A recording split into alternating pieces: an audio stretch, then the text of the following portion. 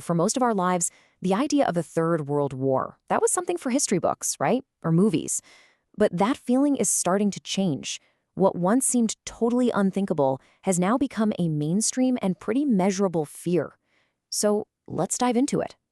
And when I say measurable, I'm not kidding. Just take a look at this. Recent polls show this really sharp spike in anxiety. Nearly half of Americans now think a third world war is likely in the next 5 years. That's a huge jump from just 38% last year.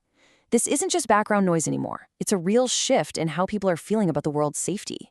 And this anxiety isn't just something the public is feeling. When one of the most powerful bankers on the planet, Jamie Dimon, the CEO of JP Morgan Chase, starts warning about geopolitical risks that we haven't seen since World War II, well, the conversation is getting very, very serious. So, if a new world war is a real possibility, how do these massive conflicts even get started? Well, to understand what might be coming, we actually need to look back at the echoes of the 1930s. Now, let me ask you a question. When did World War II start? You'd probably say September 1st, 1939, right? When Germany invaded Poland. And yeah, you'd technically be correct. But the truth is, it's way more complicated than that. Great wars rarely just pop up on a single day. They build. And this is where we get to this really key idea of tributary wars. Think of World War II not as a sudden flood, but more like a giant river being fed by a bunch of smaller streams. All through the 1930s, you had Japan invading Manchuria, Italy invading Ethiopia, the Spanish Civil War. Each one of these conflicts was like a tributary, pouring more and more instability into the world until eventually they all merged into the global disaster we now call World War II. And that brings us to a really, really sobering thought. Those conflicts were the foothills of the Second World War. The people living through them didn't necessarily see the mountain of war they were about to climb. So are the conflicts we're seeing all around the globe today, are they our generation's foothills? Are we standing in the same spot, watching a similar escalation without really seeing the full picture? Okay, so with that historical parallel fresh in our minds, let's turn our attention to today's global flashpoints. What are the modern tributaries that could be flowing toward a much bigger conflict? The first, and maybe the most obvious, is the war in Ukraine. Now, while the US has sent a ton of military aid, this chart is really telling. Europe as a whole has actually committed even more. And that's because for them, this isn't some distant war. It's existential. They see this as the absolute front line against an aggressive Russia that might just have them in its sights next. And this is where it gets more complicated, because this conflict is evolving. It's not just Russia versus Ukraine anymore.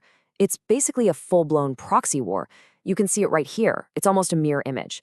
While the West is sending Ukraine intelligence and military hardware, China is doing the exact same thing for Russia, supplying microelectronics, machine tools for tanks, even satellite imagery. The head of NATO, Jens Stoltenberg, he puts it pretty bluntly. He sees China propping up the Russian war machine, and in doing so, creating an alliance of authoritarian powers. We're talking China, Russia, Iran, and North Korea, all increasingly lining up against the West. The battle lines are just getting clearer every single day. But it's not just Ukraine. Asia is an absolute tinderbox right now. You've got China's aggressive moves against the Philippines. You've got North Korea making new threats. You have the constant pressure cooker over Taiwan and simmering tensions on the China-India border. Honestly, any one of these could blow up into a much wider conflict that would almost certainly pull in the United States. Okay, so we've mapped out the conflicts, but figuring out the risk of a major war isn't just about looking at flashpoints. It's also about readiness. And when you start looking at the industrial capacity, the ability to actually build the stuff you need to fight a war, the numbers tell a pretty startling story. So there's this term that strategic analysts use, peacetime footing. What does that mean? Well, basically, it means your defense industry is built to be efficient, to work on a few high-tech projects at a time, not to churn out tanks and shells and ships for a massive long-term war. And according to reports, that's exactly where the US is right now. China, on the other hand, they're shifting to a wartime footing.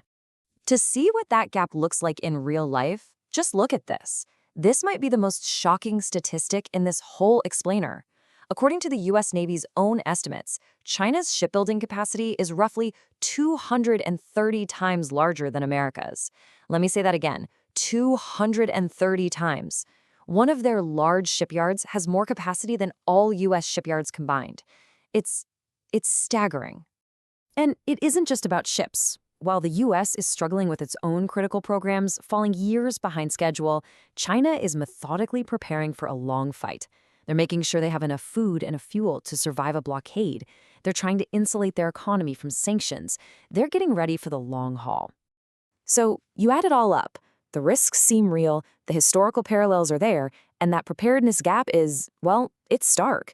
But maybe, just maybe, we need to adjust our mental picture of what a Third World War would even look like. I mean, when most of us hear World War III, our minds immediately go to mushroom clouds and nuclear winter, right? But what if the main event is something else entirely? Something that might already be happening? This quote from the BBC's veteran world affairs editor John Simpson just reframes the whole thing perfectly. He argues that World War III might not be some single future cataclysm. Instead, it's a process that's happening right now. It's a whole collection of moves, diplomatic, economic, military, that are already shifting the global balance of power and allowing authoritarianism to gain ground. And that's really the key takeaway here. The great conflict of our time might not be a single event at all.